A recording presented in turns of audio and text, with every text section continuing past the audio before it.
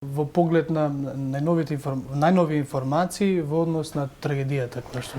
Токму така, Чало во моментов еве се уште трае пресконференцијата на јавното обвинителство во Бугарија и државниот јавен обвинител и неколку надлежни обвинители во овој момент одговараат на новинарски прашања. Тие рекоа дека ќе одговорат на секое прашање, ќе останат колку што треба, освен на оние прашања кои можат да ја нарушат истрагата. Она што со кое што влегува и за кое што секако најмногу се разговара, тоа се лошите патишта во Бугарија. Обвинителите оценија дека тоа е главниот виновник за несреќата и дополнително ќе се утврдува дали имало некаква вина кај возачот, а доколку имала, била помогната од лошата сигнализација и од лошото уредување на тој дел од автопатот. Дополнително обвинителството издаде наредба за ревизија на сообраќајната сигнализација на автопатиштата на цела територија на Бугарија и исто така одговор на новинарско прашање за тоа докаде е истрагата. Обвинителите велат дека утре веќе ќе ги испратат првите извештаи во Скопје од истрагата за техничката исправност и истрагата што се однесува на фирмата и на нивната исправност.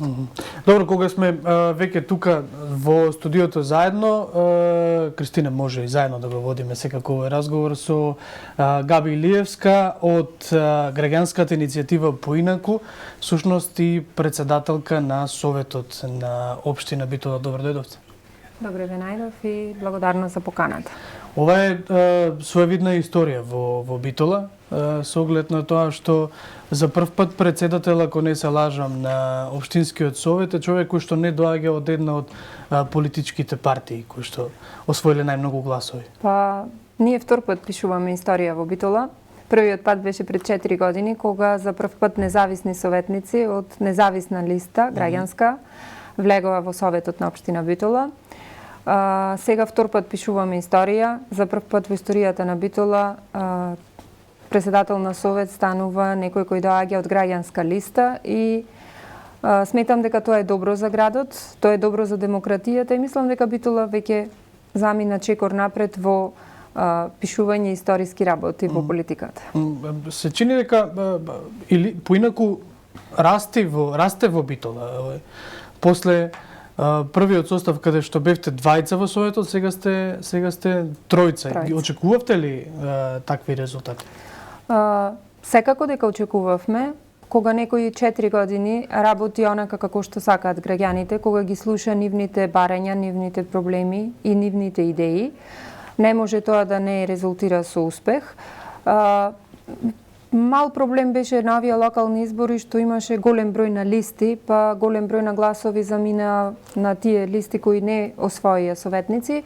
Меѓутоа ние сме задоволни и нашата цел беше да бидеме фактор во Советот на општина Битола и сметам дека нашата цел е исполнета, а за другото ќе видиме понатаму и секако срекни сме што втор пат пишуваме историја во градот. Како очекувате да се одвива сега дебатата внатре во Советот? Во минатото бевме сведоци, еве ќе кажам се прелева состојбата од она што се случува во парламентот, во советите на општините. Често гледаме многу спротивставени ставови, но и многу блокади. Каков е сега размерот на силите внатре во Битола во однос на тоа дали ќе може непречено да се носат дупови и одлуки без при тоа да имаме онаква слика на блокади? Нашата цел како уште во самата кампања беше транспарентност на општината. Транспарентност, отвореност, граѓаните да знаат што се случува внатре во општината и сметам дека нашиот успех баш беше заради тоа што ние 4 години на некаков начин успевавме да ги извадиме работите од внатрешноста на општината надвор кон граѓаните. Основна цел за нас на почетокот или еве за мене како моментален председател на Совет е општината да се отвори за граѓаните. Планираме да отвориме канцеларија за советниците, каде граѓаните на Битола ќе можат да добијат информации за секој нивно прашање. Нашата намера е граѓаните да бидат консултирани за она што се случува во градот и што ќе се случува во градот. Јас не зборувам дека сега ние ќе направиме се да се реши, меѓутоа мора да почнеме да ги решаваме проблемите на граѓаните. Граѓаните општината работи со пари на граѓаните и граѓаните имаат значи правото на граѓаните да добиваат информации од општината и да знаат како се трошат нивните пари. Дали ќе има блокади? Поинаку нема цел да блокира ништо. Се што е добро за градот ќе биде изгласано и ќе биде поминато. Се што е во корист на граѓаните ќе се реализира. Блокади од другите советниците од другите Јас не можам да кажам за другите колеги, меѓутоа она што се случи на конститутивната седница не можам исто така да го разберам, бидејќи ние бевме нападнати од предходната власт која беше на локално ниво, а јас не можев да разберам зошто сме нападнати кога во изминатите 4 години, кога тие беа власт во општината, апсолутно ни еден проект на нашата граѓанска иницијатива не беше прифатен и реализиран. Тие има комотно мнозинство и нашите идеи, нашите предлози, нашите иницијативи не се ни разгледува. Сега нема да биде така. Сега секоја добра идеја, секој добар предлог, секоја добра иницијатива... Што е гаранција за тоа дека нема повеќе да биде така? Гаранција е тоа што... Самиот совет. Шареноликоста на советот е. Сега имаме ние 6 советнички групи. Значи, тие 6 советнички групи се изгласани од битолчани и јас тврдам дека секоја од нив имала програма кога настапувала на локални избори, дека таа програма произлегува од проблемите и потребите на битолчани. Така да сметам дека нема никој ексклузивно право да подценува и да не разгледува било какви идеи, секако доколку се издржани. Нашата цел е да ја вратиме нормалноста во градот. Во смисла, прво, нашиот град е Валкан. Ние имаме Валкан град кој треба да се исчисти и сметам дека тоа не е тешка работа која може да се реализира во наредниот период. Ако се сеќавате, ние треба функционално предпријатие. Функционално предпријатие, секако, тоа сакав да кажам дека ние на пример во претходниот совет само иницијативно поставивме канти за ѓубре и бевме нападнати дека го реметиме редот во градот. Замислете, ги сервисиравме сами кантите за ѓубре, го фрлавме ѓубрето и за истото бевме нападнати од актуелниот се уште директор на јавното предпријатие Комуналец. Затоа сакав да кажам дека такви работи ние како советници нема да дозволиме да се случуваат. Се надевам дека истото ќе се случува и со другите колеги од сите советнички групи. Госпожа Илиевска, разговарате ли внатре во советот можеби за ситуацијата со Рек Битола или тоа е строго прашање со кое што ќе се бави централната власт? Јас да ви кажам искрено, многу кратко време сум преседател на совет, меѓутоа се работи за неколку дена, меѓутоа Рек Битола мора да се разговара во општина Битола, тоа е еден од најголемите проблеми на нашиот град. Па и сигурно локално ги знаете и дефектите многу повеќе, секако што дека се случува таму. Јас многу често имам разговарано на таа тема, изборувано во јавност за таа тема, значи Рек Битола прво мора ние да обезбедиме здрав живот за тие кои работат во Рек Битола. Значи ние имаме огромна бројка на битолчани кои се вработени во Рек Битола, а потоа мора да обезбедиме здрав живот за градот. Битола е жртва за Македонија да има електрична енергија и тоа мора да се смени. Тоа не значи дека ние, ако сме локална власт и немаме ингеренции, тоа не значи дека ние треба да ќутиме. Напротив, секој проблем кој го засега здравјето на граѓаните мора да биде изваден во јавност. Во наредните дена, еве како што имаме информација, има измена на раководството на РЕК. Јас ќе излезиме со некакви наши барања. Меѓутоа, пак ќе речам, тоа се случува во ОД. Сепак се работи за околу 10 дена од како е променет составот на Советот на општина Битола. Што може да преземе Советот во Битола? Советот на општина Битола може да потегне иницијативи. Значи, локалната власт има право да лобира и да бара до централната власт. Сигурно. Ние не можеме да се амнестираме дека не можеме ништо да направиме, бидејќи сепак се работи за нешто што го зафаќа нашето подрачје.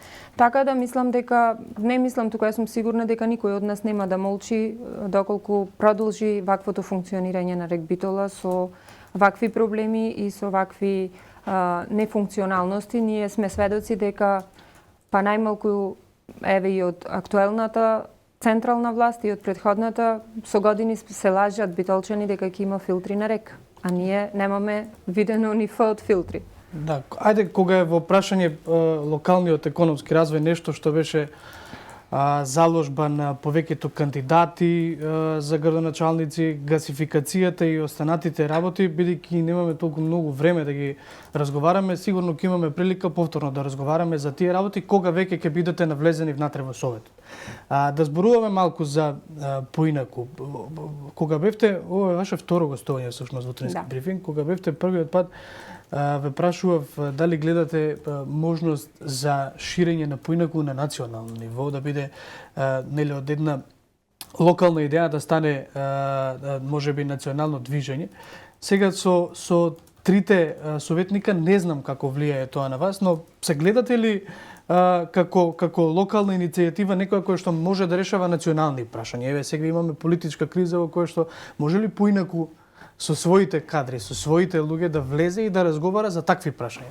Во овој момент за централна политика ние немаме размислувано, меѓутоа сметам дека на сите ни е јасно во државата дека она што го направи поинаку пред 4 години, на овие локални избори се случи во цела Македонија и мене ми е навистина мило што ние нормално дека бевме во контакт со сите други независни листи и мене ми е мило што сите скоро имаа успех и сега секаде во Македонија имаме нешто што се нарекува поинаку. Значи сите тие граѓански листи влегоа во советите, тие се на сам старт и јас верувам дека исто како нас ќе почнат да прават промени.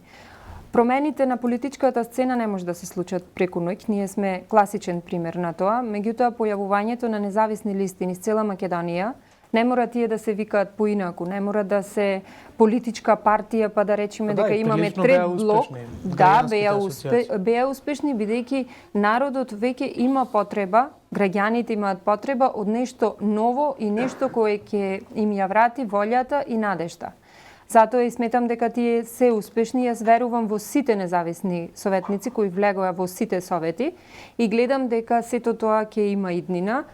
На наредни парламентарни избори не можам да кажам како ќе се одрази, меѓутоа искрено јас би сакала да бидеме иницијатори на некоја измена на закон, бидејќи како независни листи многу е тешко да стигнеш. Значи начинот за да стигнеш до самите советнички места, па еве и пратенички места е многу тежок и мора ние сите заедно да побараме некоја измена на законот каде нема да имаат ексклузивитет политичките партии, бидејќи ако регистрираш политичка партија, тогаш се е полесно, добиваш финанси, добиваш се она што ти следи, а ако си независна листа, тоа сите тие работи ти се скратени, а добиваш статус исто како советниците или пратениците од политичките партии. Реков дека со Габи Илиевска од поинаку ќе разговараме за битолските прашања во некој од наредните изданија со оглед на тоа што Советот има одржано и само неколку седници, каде што Габи Илиевска е председателка. Ве прашувам некаде при крајот на разговорот сега ќе влегувате во некакви коалиции внатре во општината или она што е најважно ќе делувате опозицијски или ќе делувате како позиција? Значи ние сме внатре во институцијата Совет. Коалиција имаме подпишано само со битолчани. За да имате со некој коалиција треба да имате некаков договор и да имате распределба, бидејќи гледате како и на централно ниво се врши пазар со гласовите на граѓаните се врши пазар, толку вработувања, толку директори, толку раководители. Такво нешто нема. Ние сме граѓанска иницијатива која во наредниот период си има своји проекти за Битола кои сака да ги реализира и на тој начин ќе покажеме дека битолчани не ни го дале гласот залудно. Секако дека ќе поддржиме проект од било која страна што е добар за градот и што сметаме дека мора да го има во градот и тоа ќе си помини нормално и лесно и без никакви проблеми. Така да мислам дека овој совет ќе функционира многу подобро, бидејќи никој не е комотен во својата ситуација, во својата положба. Секој од некој зависи во смисла за да го помини сопствениот проект и мислам дека неправењето коалиции е здраво за градот. Тоа значи дека секоја иницијатива од каде и да доаѓа ќе биде разгледана и доколку е издржана ќе биде спроведена. Ви благодарам на одвоеното време. Ви благодарам и вас.